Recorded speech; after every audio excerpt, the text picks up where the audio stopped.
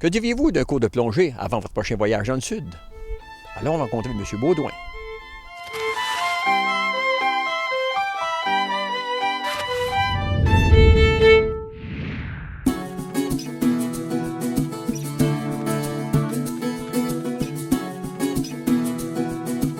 Je suis en compagnie de M. Michel Baudouin, qui est un instructeur certifié de plongée sous-marine. Il est également le président de l'école de plongée, le plongeur subaquatique. Bonjour, M. Baudouin. Bonjour. Parlez-nous du plongeur subaquatique.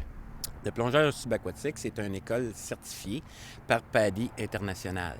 C'est une firme qui relie tous les instructeurs de plongée sous-marine à 90 %. Est-ce que les cours de plongée sous-marine peuvent être pris par n'importe qui? On pourrait dire qu'il accepte de 10 ans aller à 77 ans, si vous voulez, mais personnellement, 10 ans, je trouve ça trop jeune. Alors, quelle serait la clientèle cible d'abord? C'est un minimum de 14 ans et plus, puis pour les voyageurs.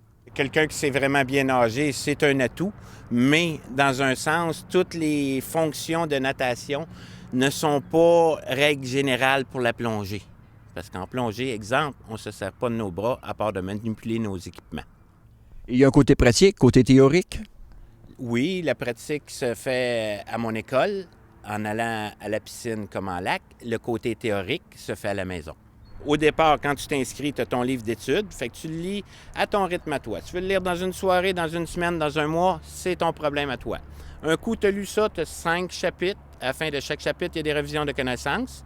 À ce moment-là, un coup, ça c'est fait, vous m'appelez, vous me dites, bon là, Michel, je suis prêt, j'ai fini mes 5 chapitres, je suis prêt à me faire corriger. À ce moment-là, je vous corrige, je vous dis vos erreurs.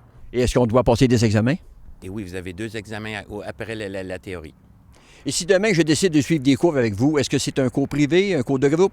C'est des cours semi-privés, comme on peut dire, parce que je peux avoir un individu qui arrive d'ailleurs. Comme vous arrivez d'une autre ville, que vous venez suivre les cours avec moi.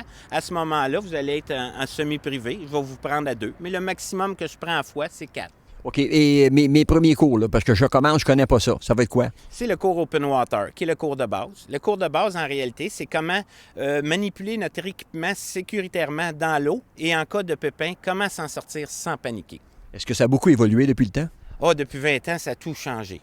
Complètement tout changé. Si on parle, mettons, de la veste de flottaison, qui est la veste stabilisatrice qu'ils appellent, avant, c'était une cartouche de CO2 qu'on gonflait à la surface. Maintenant, on a un direct système, on peut le gonfler à la bouche. On est capable de manipuler ça n'importe quand. Alors, même ceux qui ont déjà suivi des cours il y a plusieurs années auraient peut-être intérêt d'avoir un petit rafraîchissement? Bien, présentement, ils obligent des refresh à chaque année pour ceux que ça fait 1 an et plus qui ne plongent pas, pour éviter les accidents, entre autres. Donnez-moi un exemple d'une journée de cours, disons, pratique sur le lac. Bien, on se donne rendez-vous le matin ici. À ce moment-là, on se donne une certaine heure, on prépare notre matériel, on s'installe sur le ponton, on s'habille à partir d'ici pour ne pas avoir le moins de matériel possible sur le ponton. Et alors, on décolle entre 20 minutes et une demi-heure maximum sur l'eau. Puis, c'est 2 plongées d'1 heure chaque. À quel endroit donnez-vous les certifications? Au lac Saint-François, pour une chose qui est très avantageuse pour tout le monde, c'est que l'eau est chaude, il n'y a pas de thermocline comme les lacs du Nord. Puis, ensuite de ça, ça se trouve à Saint-Zotique, qui est au restaurant Le Masquis, que tous les services sont disponibles à ce moment-là. Je présume que vos élèves ont besoin aussi d'équipement? Tout est inclus dans mon forfait. Ils n'ont rien à amener de la maison à part leur maillot de bain. Mais une fois que la piqûre est prise comme il faut, les gens vont vouloir s'équiper eux-mêmes aussi? Ils peuvent, je suis en mesure de leur fournir, mais je suis beaucoup plus un conseiller qu'un vendeur. Alors, je suis là pour les aider. Et dans les cours d'Advance, je pense avancé, il y a des... On a des sites de plongée, on a des parcours à Saint-Zotique, comme à Sainte-Anicette, comme à Rivière-Baudette, que c'est des épaves artificielles qu'on a été mettre là, que ça nous donne des situations de plongée qu'on pourrait avoir autant dans le sud qu'on peut avoir en Ontario, qu'on a pu inclure ici au Québec, finalement. Parlons du sud, justement. J'ai des amis qui veulent aller dans le sud, mais ils vont vouloir certainement plonger. Quel conseil qu'on pourrait leur donner avant qu'ils partent? C'est toujours préférable d'être certifié parce que certaines compagnies d'assurance, il faut s'informer comment on est assuré, première des choses, avant de partir.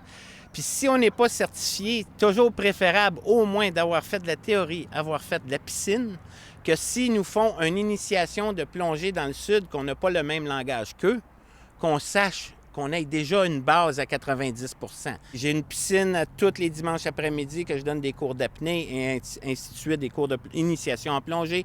Je suis à votre service n'importe quand. Vous êtes ouvert de quelle date à quelle date? Pour les certifications, on pourrait parler de juin à octobre. Pour qu'il y ait du reste, les piscines, autant que la théorie, c'est à l'année.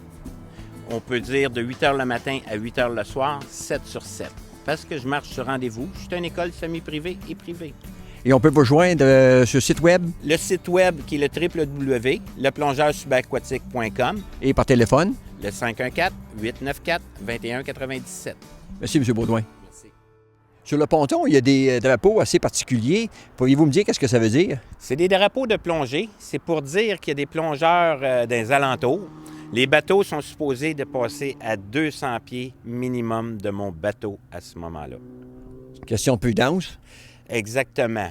Quand que je roule, les drapeaux ne sont pas sur le ponton. Quand ils sont installés, c'est parce qu'il y a des plongeurs dans l'eau. Est-ce que ça arrive souvent que les gens passent outre? Très souvent, trop souvent même.